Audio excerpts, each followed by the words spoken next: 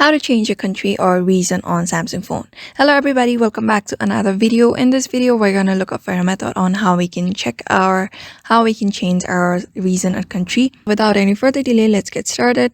But before getting started, I want you to hit that like, share, and subscribe option. So first thing first, you need to open up a browser, and after going to your browser, just search for Samsung support. After that, click on the very first link, and this kind of interface should appear on your screen. After that, you need to log in. Make sure to log in by using your Samsung account. After logging in, you just need to follow some steps. So after logging in, you should be able to see this interface where you need to go to your profile. After going to your profile, scroll on and click edit personal information, where you need to click on country or region. You can see this option here that says country or region. Just tap on that country or region, and here tap on country.